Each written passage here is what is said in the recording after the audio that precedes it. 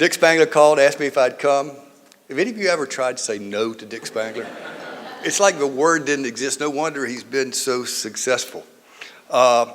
Besides these glasses, Dick and I share many things in common,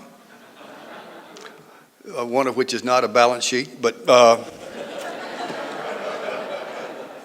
we both are truly passionate about the role that education, and particularly higher education, plays in economic development. I think that's true whether you talk about on a national, the regional, or the local basis. I tried to think historically, from my viewpoint, what North Carolina would look like without higher education. And I thought about the economy I grew up with in Greensboro.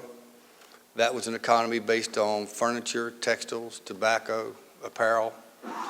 It was based on those low income moderate income but low skilled jobs that were offered by such great companies as Burlington and Stevens and Lowenstein and Springs. Companies that still exist today, brands that still exist, but the jobs are gone. All those jobs that created the middle class of my youth.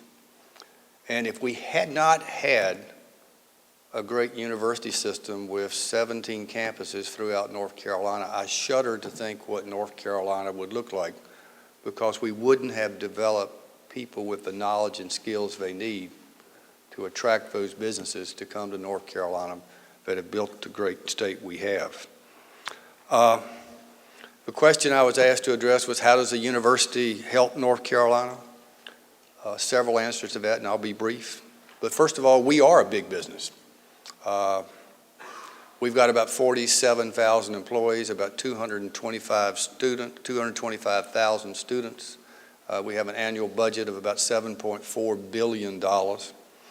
That would make us the third largest city in North Carolina behind Charlotte and Raleigh, and we'd be in the top 10 in the size of our business that we have to manage. And believe me, it's like no other business in the world. I think Jay would probably agree with that.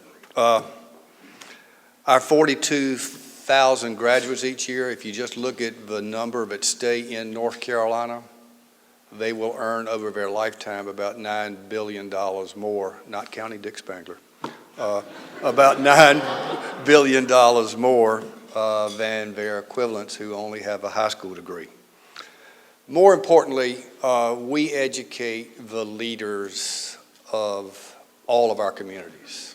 We have 17 universities in the University of North Carolina, and whether you're a doctor or a lawyer or a banker or an accountant or an economic development guy or a priest, most of the leaders in North Carolina have at least been touched by one of our universities. And we have to make sure that we are imparting to you today the skills that your companies need and their employees to succeed in what is today a global marketplace. Our competitors are no longer in South Carolina and Georgia, they are throughout the globe. And therefore, we have tried to think about how we can be, instead of being, as most universities are, supply-driven, in other words, doing what we darn well please, how can we be more demand-driven? How can we really meet the needs of our customers, which are you all sitting out here?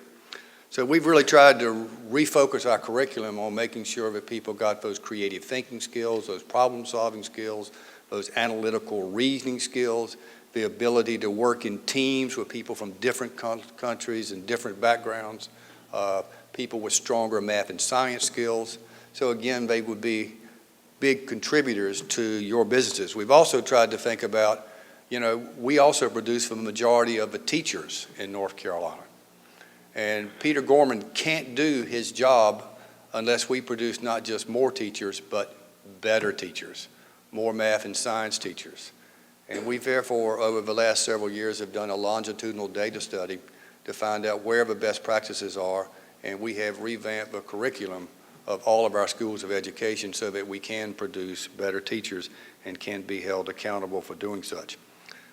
Other area that we contribute to the economic well-being of North Carolina is we do $1.2 billion worth of research every year. And the economists tell me that for every $1 million of research you do, it creates 37 jobs. So that's over 45,000 jobs that are being created in North Carolina as a direct result of the research we do. We've also, and that doesn't count the inventions and patents and spin-off companies that come from the research that we do on the campus. We've also tried to do more public-private partnerships like we have over in Kannapolis, which is near Charlotte, as you all know. That was a very depressed area. David Murdoch has spent $1 billion over there, bringing in the best buildings and the best equipment. And we have tried to take from about 8 of our campuses and from Duke University some of the best scientists we have to work on that equipment. We believe that combined with the $250 million venture capital fund he has over there, we will create literally thousands of jobs. It's a high beta, high risk endeavor on our part. It is, if you build it, they will come. But we believe in a better economy, it will be very successful. We've tried to also focus our research on those areas that are forecast to create the jobs of the future in North Carolina. That would be in areas like if you went to the east coast of North Carolina, marine science. We have more marine scientists on the coast of North Carolina today than they have in Woods Hole. And yet nobody knew anything about it. We've really tried to bring all those scientists together. We've tried to bring venture capitalists down to the coast, and we tried to make sure that the great work we're doing there actually turns into jobs. Port logistics is another area we focused on the coast.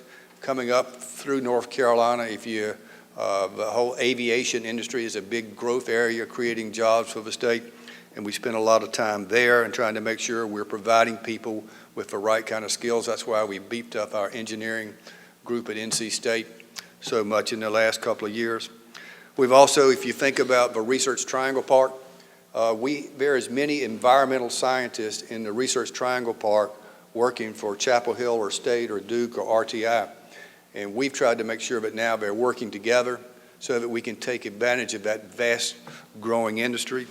When you go to the west, I'll skip Charlotte for a minute, natural products is a big growth area, and we're trying to produce the right kind of people and the right kind of research to help that industry grow.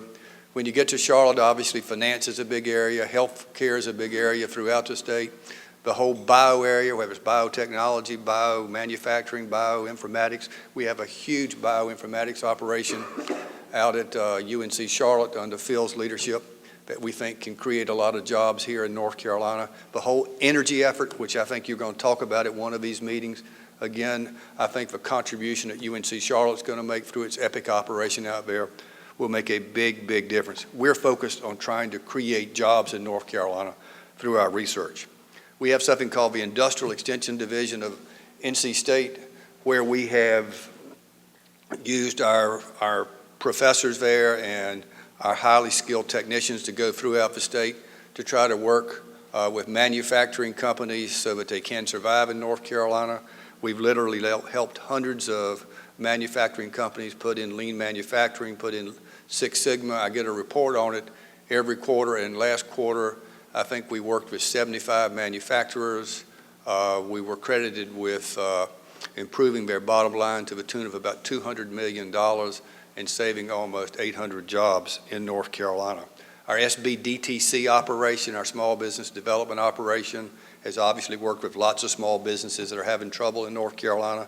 In addition, we brought in about $1 billion worth of government contracts, again, trying to do our part for economic development. And lastly, as it relates to economic development, I know every time Governor Perdue goes out and talks about the key to attracting a new company to come to North Carolina, once they get by how much money you got for me, they always ask, can we get a chance to work with the university? Can we have access to their researchers? Can we have access to their faculty? Can we have access to their students? Are they graduating students that have the skills we need today to bring our company to North Carolina? I think as Larry said this morning, none of us know what the economy of the future is going to look like in Charlotte, but we do know that it's going to require more people to be better educated. It's going to require more people to be more creative and innovative. and it's require more people to be more collaborative.